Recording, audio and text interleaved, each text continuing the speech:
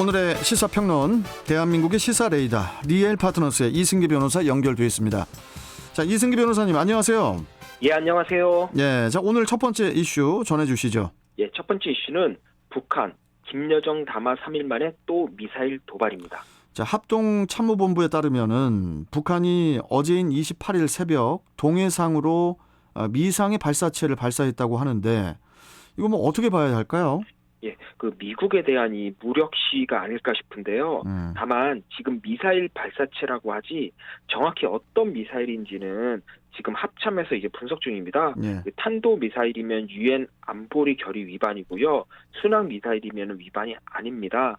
그런데 어제 그 북한 측에서 오늘 발표한 거에 따르면은 이게 초음속 미사일이라고 해서 탄도와 순항 미사일 양측의 성격을 다 갖고 있다고 하는데 예. 뭐 이 부분은 뭐 북한 측의 입장이니까 또 따로 우리 측에서도 확인을 해야겠죠. 예. 그런데 제가 예상하기로는 북한이 선을 넘지 않는 선, 그러니까 탄도 미사일까지는 가지 않는 선에서 이 미사일 시위를 하며 이 미국에게 경제 제재 완화를 요구하고 또 대화에 나설 것도 함께 요구하는 그런 제스처가 아닐 걸로 보이는데요. 예. 특히 최근 우리 군도 이 비대칭 무기인 SLBM 발사 실험에 성공을 하고 또 그리고 바로 이제는 북한도 바로 미사일을 쏘면서 이 북한이 미국이 이중잣대를 들이댄다라면서 강력 비난을 했는데요. 오히려 미국은 북한과의 대화 채널은 늘 열려 있다며 원론적인 답변을 하고 있습니다. 예. 거기에 또 바이든 행정부가 지금 대북 문제에 대한 구체적인 로드맵도 제시하고 있지 않은 상황이고요. 그렇다 보니 북한이 또다시 이 미사일 발사를 통해 미국의 이 존재감을 어필한 게 아닌가 이렇게 보입니다. 여기서 근데 이제 좀 짚고 넘어가야 할게요. 지난 21일에 유엔 연설에서 문재인 대통령이 이제 종전 선언에 대해서 언급을 하자 북한이 바로 시기상조라면서 제동을 걸었거든요. 그런데 지난 25일에 김여정 노동당 부부장의 담화를 통해서 남북관계 복원에 대한 상당히 긍정적인 발언을 했단 말이에요. 그런데 또 어제 바로 미사일을 발사를 한 건데 이건 뭐 어떻게 봐야 할까요? 예, 저는 이제 투트랙 전략을 취한 게 아닌가 북한이 이렇게 보이는데요. 네. 먼저 김여정 부부장이 남북 정상회담까지 언급하며 대단히 우호적인 태도를 취했습니다. 그러면서도 또 우리 정부가 촉구한 이 남북 통신 연락선 재개에 대해서는 또 전혀 응답을 하지 않고 있습니다.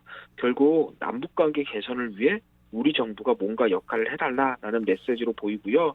그러면 그 역할이 뭐냐? 결국 미국에 대한 설득 작업이라고 보입니다. 일단 북한이 미국에 대해서는 여전히 강경한 입장인데요. 이번에 이 김성 유엔 주재 북한 대사가 유엔 총회 연설에서 미국을 향해 이 한반도 주변에 합동 군사 연습과 전략무기 투입 등 이 적대 정책을 철회할 경우 기꺼이 하답할 준비가 돼 있다라고 밝혔거든요. 예. 그런데 이 상식적으로 이 한미 동맹이 굳건한 상황에서 합동 군사 훈련을 중단할 수도 없고 또 주한미군이 있는 이상 전략 무기 투입도 완전히 배제할 수는 없습니다. 예. 결국 미국의 그 경제 제재 완화를 위해 그 북한은 미국과의 대화가 필요한데 예. 문제는 미국이 선 비핵화를 요구하니까 이런 부분에서 좀 우리 정부에게 좀 중재를 해달라는 메시지를 이번에 투트랙으로 보인 게 아닌가 이렇게 생각이 됩니다. 그렇게 보면은 이제 이번 미사일 발사가 어쩌면은 우리와 미국 측 반응을 보기 위한 의도가 아닌가 싶기도 한데 어떻게 보십니까? 예, 어제가 바로 이 북한의 국회격인 이 최고인민회의가 열리는 날입니다. 예. 그런데 그날 미사일을 발사했습니다. 그러니까 의도가 아예 없다고는 볼 수가 없겠죠. 또 어느 정도 있겠죠. 그리고 지금 상황이라면 또 북한이 먼저 우리 측이 북한이 요구하는 안, 그러니까 미국이 주는 이 군사적 위협에 대해 좀 성의 있는 태도를 보이면 남북 대화를 재개하고 또 그 과정에서 미사일 발사나 이런 도발 행위를 중단하고 또 미국과의 대화를 재개하지 않을까 이런 코스를 이런 절차를 좀 밟는 걸로 보이는데요.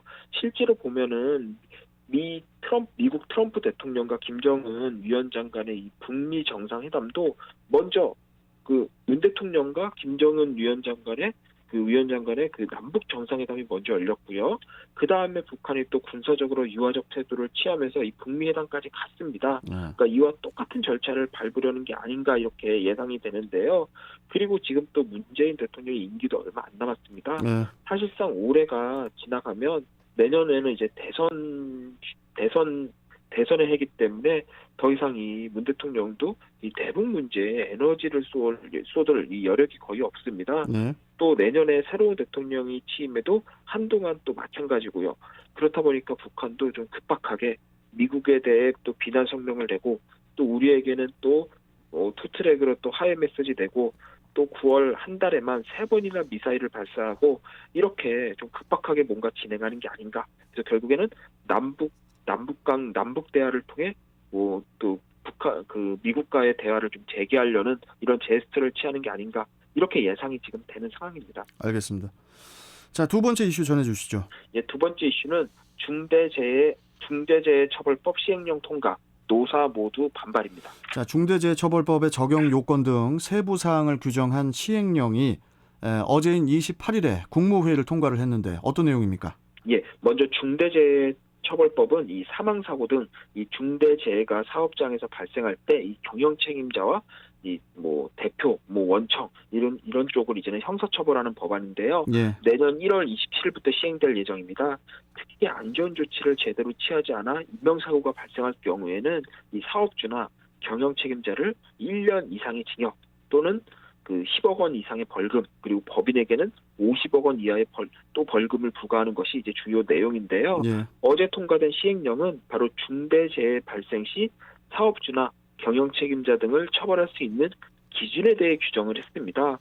먼저 이번 시행령을 보면 우선 사망자가 나오거나 또 같은 이유로 또 직업성 질병자가 1년 이내에 3명 이상 발생할 경우에는 이 중대재해법 적용 대상인 중대산업재해로 규정을 했는데요. 예. 그러면 이 직업성 질병이 뭐냐? 총 24개 항목으로 아예 정했는데요. 그 안에는 각종 화학물질로 인한 급성 중독, 또 열사병 이런 거를 포함해서 총 24개 항목을 특정을 했습니다.